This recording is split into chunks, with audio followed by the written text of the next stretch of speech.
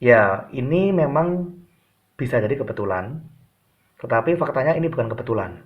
Ya, ya memang ada kemungkinan bahwa Anda menghitung ya dua macam integral kontur, konturnya beda, fungsinya sama, ketemunya sama. Itu bisa jadi kebetulan. Tapi kalau yang ini bukan kebetulan, karena kita melihat ini ada satu satu hal yang mungkin ya cukup trivial kalau kita lihat dari fungsinya.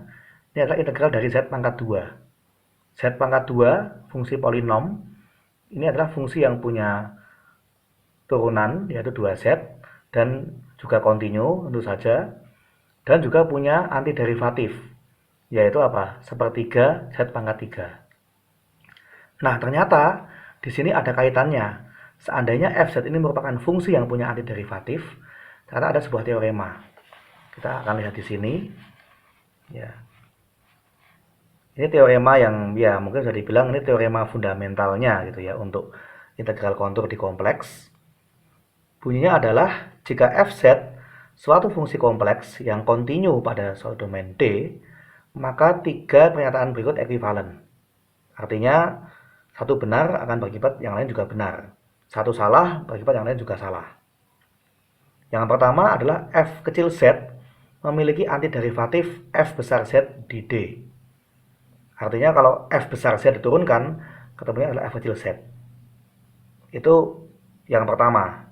Ya, seperti yang pertama. Yang kedua adalah integral dari f kecil z sepanjang sebarang kontur yang seluruhnya terletak di dalam D domainnya, yang menghubungkan suatu titik tetap z1 ke titik tetap yang lain z2, dia akan memiliki nilai yang sama, yaitu integral dari f kecil z dz dari z1 ke z2 sama dengan f besar z2 dikurangi f besar z1. Inilah yang Anda gunakan di kalkulus integral untuk menghitung integral tentu. Mencari antiderivatifnya, masukkan batas atas, masukkan batas bawah, dicari selisihnya. Gitu.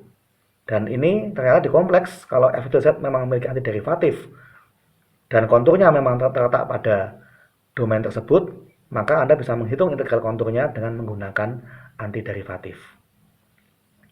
Nanti Anda bisa cek, seandainya Anda menghitung ya integral dari z pangkat 2 ya, dengan menggunakan antiderivatif, Anda mestinya akan mendapatkan itu sepertiga z pangkat 3. Ya, kalau Anda masukkan z-nya dari 0 sampai 2, Anda juga pasti akan mendapatkan hasilnya adalah 16 per 3 tambah 88 per 3i.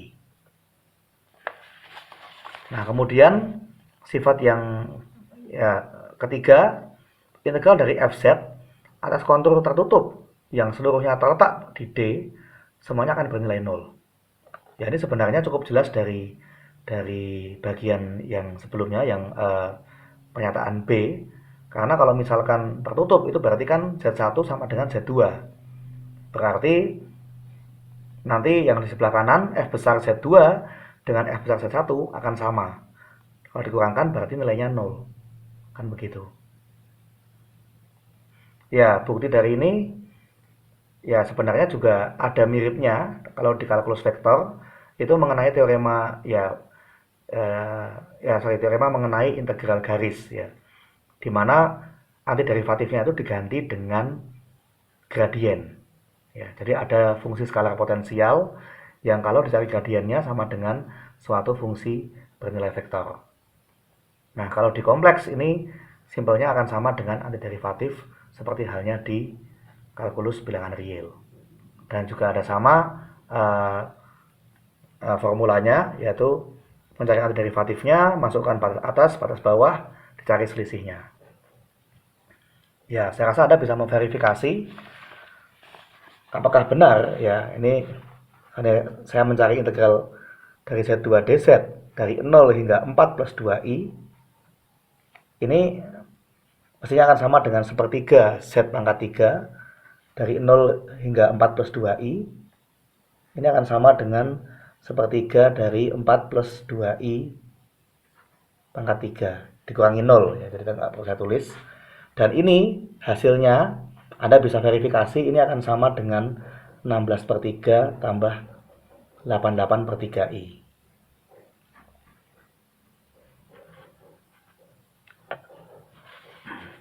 Ya, jadi mengapa tadi dua macam pengerjaan integral kontur ini bisa sama? Itu karena memang ini merupakan fungsi yang punya antiderivatif. Fungsi yang diintegralkan memang punya antiderivatif, sehingga kita bisa mengecek dengan ya mencari antiderivatifnya, lalu masukkan batas atas dan batas bawah, lalu dicari selisihnya. Dan hasilnya akan konsisten, yaitu 16/3 tambah 88/3i.